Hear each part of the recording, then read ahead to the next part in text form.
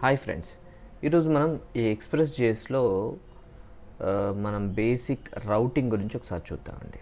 Right.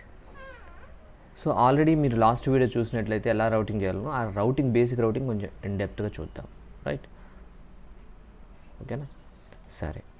So దీన్ని ఇప్పుడు మీకు అంతకుముందు చెప్పిన లెసన్స్ని ఒక ప్రాపర్ ఆర్డర్గా చేశాను. మీకు ఇక్కడ మీకు కనిపిస్తుంది. రైట్. సో ఇది అంతకుముందు మీరు ఎక్స్ప్రెస్ జనరేటర్ ద్వారా చేశారు ఇక్కడ. రైట్. ఇక్కడ మీరు గమనించండి, నేను స్టెప్స్ రాశాను మీకు ఇక్కడ.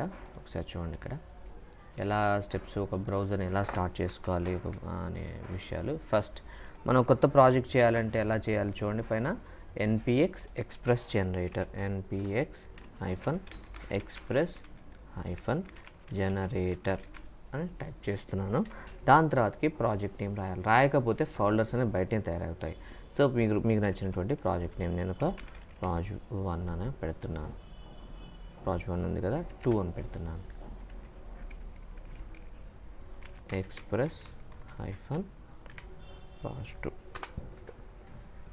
పెట్టిన తర్వాత ఏం చేయాలంటే, ఇది మన ఎక్స్ప్రెస్కి సంబంధించిన, ఎక్స్ప్రెస్ జేఎస్కి సంబంధించినటువంటి ఫ్రేమ్వర్క్కి సంబంధించినటువంటి ఫైల్స్ని తయారు చేసి మనకి ఇస్తుంది, కానీ ప్యాకేజెస్ని ఇవ్వదు.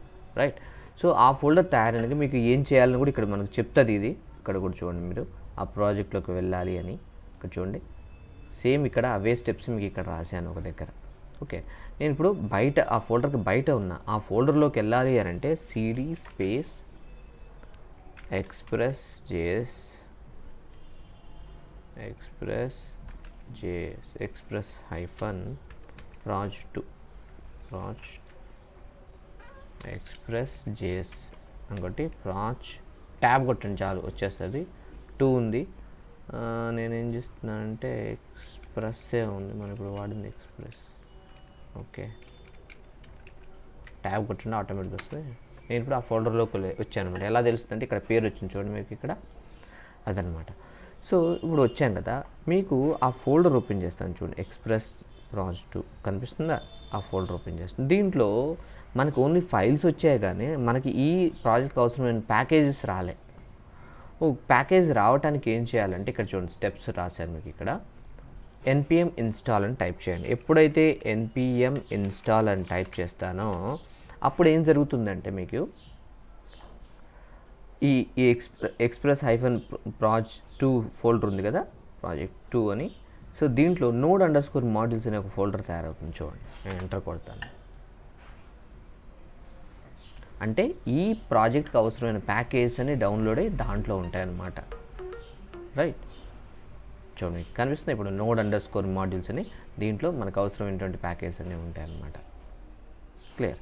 రైట్. ఓకే, తయారైంది. ఇప్పుడు నేనేం చేయాలి, ఇక్కడ చూడండి npm ఇన్స్టాల్ కొట్టాం కదా. ఇప్పుడు ఏం చేయాలి, npm స్టార్ట్ అనాలి. ఇక్కడ చూడండి మీకు ఇక్కడ నేను npm ఇన్స్టాల్ కొట్టినప్పుడు ఎన్ని ప్యాకేజ్ కూడా వచ్చినాయి కూడా ఇక్కడ చూపిస్తుంది చూడండి. 100 ప్యాకేజ్ నుంచి ఇన్స్టాల్ చేస్తుంది అనమాట. Okay, right. సో ఇప్పుడు నేను Node.js సర్వర్ని స్టార్ట్ చేయాలి కాబట్టి npm స్టార్ట్, start అని ఎంటర్ చేస్తున్నాను. ఇప్పుడు నేనేం చేయాలి మీకు తెలుసు కదా. సో స్టార్ట్ అని ఎంటర్ చేసిన తర్వాత ఏం చేయాలి, మనం చెక్ చేసుకుంటే బ్రౌజర్లో local host port by default port అనమాట 3000 ఇస్తుంది. 3000 తోటి ఎంటర్ చేసుకోండి. రైట్, ఇలా వస్తుంది. ఇలా వస్తే మనం చేసిందంతా వర్క్ కరెక్ట్గా ఉంటుందని అర్థం. రైట్. సో ఇప్పుడు మనం ఫస్ట్ థింగ్ ఏంటంటే ఒక రౌటింగ్ గురించి చూద్దాం. రైట్, ఒకసారి నేను తీసేస్తున్నాను. మీకు అంతకుముందు ఓల్డ్ క్లాస్లో చెప్పినట్టుగా రైట్, దీంట్లో ఫస్ట్ ఫైల్ ఏంటి, app.js. మీరు ఆల్రెడీ దీని గురించి ఆల్రెడీ చూశారు.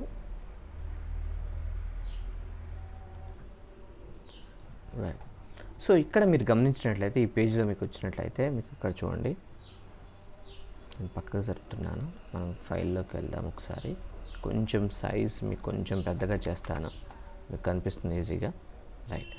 సో ఇక్కడ మీరు ఇక్కడ యాప్ యూజర్స్ ఉంది కదా, దీని గురించి మీకు మళ్ళీ ఎక్స్ప్లెయిన్ చేస్తాను. ఇప్పుడు మనకి దాని గురించి వద్దు. ఈ 24th లైన్లో యాప్ అని వాడుకొని మీరు యూజ్ అని పెడుతున్నాను. యూజ్ లోపల నేను ఏం చేస్తున్నాను అంటే టెస్ట్ అని రాస్తున్నాను. మీకు అంతకుముందు లాస్ట్ వీడియోలో కూడా రాశాను. ఇప్పుడు ఒకసారి కొంచెం డెప్త్గా నేర్చుకుందాం. కొంచెం ఇక్కడ ఒక ఫంక్షన్ రాస్తున్నాను. ఈ ఫంక్షన్లో వచ్చాక రెండు విషయాలు ఉంటాయి. ఒకటి వచ్చేకల్లా రిక్వెస్ట్ ఒకటి ఒక పారామీటర్, ఇంకోటి వచ్చేకల్లా రెస్పాన్స్ ఒకటి, రెండు పారామీటర్స్ ఉంటాయి. దీని లోపల రెస్పాన్స్ డాట్ సెండ్ అని ఒకటి ఉంటుందన్నమాట. ఓకే, సో ఇక్కడ చూడండి టెస్ట్ పేజ్ అని పెడుతున్నాను. టెస్ట్ కంటెంట్ అంటున్నాను, పేజ్ కాదు కదా, కంటెంట్. సో ఇక్కడ చూడండి నేను టెస్ట్ అని పెడితే వస్తుందా రాదా చూద్దాం. స్లాష్ టెస్ట్ చూడండి రావట్లేదు. ఎందుకు రావట్లేదు? మనం చేసాం కదా. ఎందుకంటే ఇక్కడ ఆటోమేటిక్గా Node.js అనేది రీస్టార్ట్ కాదు. ఓకే, సో ఫస్ట్ మనం ఆఫ్ చేయాల్సి ఉంటుంది. Ctrl+C అని కొట్టండి. కొట్టిన తర్వాత మళ్ళీ ఒకసారి npm స్టార్ట్ అనండి. ఓకే, స్టార్ట్ అన్నాక ఇది ఒకసారి స్టార్ట్ కానివ్వండి. మనకు వస్తుంది కదా. ఇప్పుడు ఏం చేయాలి? ఇక్కడికి వెళ్ళి ఇప్పుడు టెస్ట్ ఉంది కదా, దాన్ని ఒకసారి నేను ఎంటర్ కొడతాను. ఇప్పుడు చూడండి టెస్ట్ కంటెంట్ కనిపిస్తుందా? సో ఈ విధంగా మీరు ఒక కొత్త URLని తయారు చేయవచ్చు. రైట్, ఇప్పుడు మనం ఒక బేసిక్ రౌటింగ్ గురించి నేర్చుకుందాం. రైట్, దీంట్లో అసలు రౌటింగ్ అంటే ఏంటి చూద్దాం. చూడండి ఇక్కడ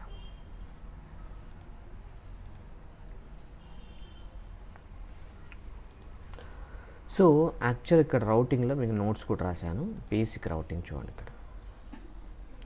రౌటింగ్ ఇది ఆల్రెడీ మీకు ఆన్లైన్లో కొట్టినా వస్తుంది, దీనికోసం పెద్దగా అవసరం లేదు. కాకపోతే మీకు తెలవాలని, ఎందుకంటే ఏదైనా ఇంటర్వ్యూస్కి వెళ్ళినప్పుడు కూడా అడుగుతారు కాబట్టి మీకు ఉపయోగపడుతున్న ఉద్దేశంతో మీకు ఇది ఇక్కడ మీకు నోట్స్ తీసుకురావడం జరిగింది.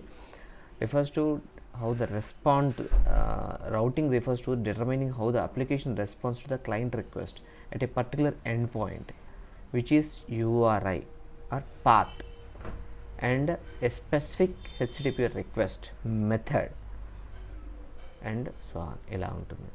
సో దీని మీనింగ్ ఏంటంటే మనం ఒక బ్రౌజర్ ద్వారా ఒక రిక్వెస్ట్ని పంపిస్తాం ఫలానా URL వాడుకొని. ఓకే, సో ఆ రిక్వెస్ట్ని ఏ మెథడ్ ద్వారా పంపిస్తాం అది ఇది. ఓకే, సో ఇది కొంచెం మీకు కాంప్లెక్స్గా ఉంటుంది. దీన్ని కొంచెం మీకు ఒక సింప్లిఫైగా ఒక సింటాక్స్ లాగా పెట్టాను చూడండి. సో ఇక్కడ ఏంటంటే app dot method path and handler అంటే ఏంటంటే నేను పలానా పైన URLలో టైప్ చేసిన /test అని, కానీ ఆ టెస్ట్ అన్న దగ్గర ఏంటిది ఆ మెథడ్ అంటే ఎవరమైనా కూడా URLలో మనం ఎంటర్ చేస్తే అది గెట్ మెథడ్ అవుతుందన్నమాట. మెథడ్స్లో రకాలు ఉంటాయి. ఇక్కడ చూడండి మెథడ్స్లో టైప్స్ ఏముంటాయంటే గెట్, పోస్ట్, పుట్, డిలీట్ ఇలా ఉంటుంది. కానీ ఈ మనం టైప్ చేసిన దాంట్లో యూజ్ వాడాం. యూజ్ బై డిఫాల్ట్ అనమాట. ఇట్ ఈస్ ఇండికేట్స్ ఇది ఏంటంటే బై డిఫాల్ట్ ఇది మనకి గెట్ కిందకే వస్తుంది. మీకు కావాలంటే ఇక్కడ గెట్ వాడచ్చు. ఓకే, సో నేను ఒకసారి మీకు చూపిస్తాను. సో ఈ రౌట్ సింటాక్స్ ఒకసారి చూద్దాం. So app dot method path and handler అంటే ఏంటంటే యాప్ అనేది ఏంటంటే ఎక్స్ప్రెస్ యొక్క ఇన్స్టాన్స్ అనమాట. ఇప్పుడు మీరు చూసారా, ఈ ఎక్స్ప్రెస్ అనే ప్యాకేజీకి ఒక ఇన్స్టాన్స్ని తయారు చేసుకున్నాను.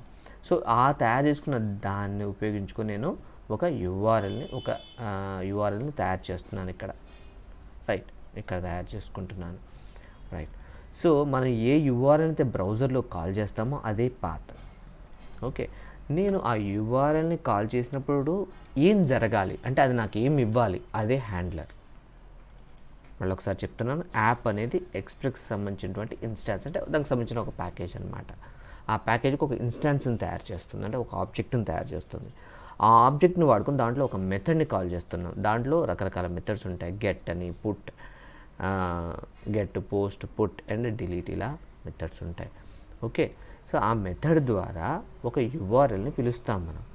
ఓకే, సో URLని పిలిచినప్పుడు అంటే ఒక రిక్వెస్ట్ పిలవటానికి ఇక్కడ ఏమంటారంటే రిక్వెస్ట్ చేయటం. మనం ఎవరైనా పర్సన్ రిక్వెస్ట్ చేస్తాం కదా, అలా రిక్వెస్ట్ చేయటం. ఆ రిక్వెస్ట్ చేసినప్పుడు ఏం జరగాలి అనేది హ్యాండ్లర్. హ్యాండ్లర్ అంటే నథింగ్ బట్ ఒక బేసిక్ జావా స్క్రిప్ట్ ఫంక్షన్, అంతే, ఏం లేదు. రైట్, సో ఇక్కడ మీకు ఒక ఎగ్జాంపుల్ కూడా ఉంది, చూపిస్తాను. మనం ఆల్రెడీ రాసాము. ఇక్కడ కనిపిస్తుంది కదా, ఇక్కడ టెస్ట్ ఇదేమో యాప్ అనేదేమో ఎక్స్ప్రెస్ యొక్క ఇన్స్టాన్స్, ఇదేమో మెథడ్. బై డిఫాల్ట్ యూజ్ వాడతారు, ఇక్కడ మీరు గెట్ వాడచ్చు. ఓకే, మీకు ఒకసారి చూపిస్తాను, ఇక్కడ మీకు ఈజీగా ఉంటుంది. ఇక్కడ చూడండి. సో యాప్ డాట్ యూజ్ ప్లేస్లో గెట్ వాడుతున్నాను, రైట్. టెస్ట్ ప్లేస్ నేను test1 అంటున్నాను, test1 కంటెంట్ అని పెడుతున్నాను, రైట్.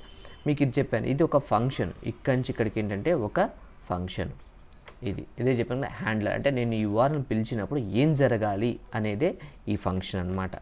ఈ ఫంక్షన్లో ఇది ఏ ఫంక్షన్, ఏ టైప్ ఆఫ్ ఫంక్షన్ అంటే దీన్ని ఏమంటారంటే ఎనానమస్ ఫంక్షన్ అంటారు. అంటే దీనికి పేరు ఏమి ఉండదు అనమాట. దీంట్లో రెండు పారామీటర్స్ పంపుతాం, ఒకటి రిక్వెస్ట్, ఇంకోటి రెస్పాన్స్.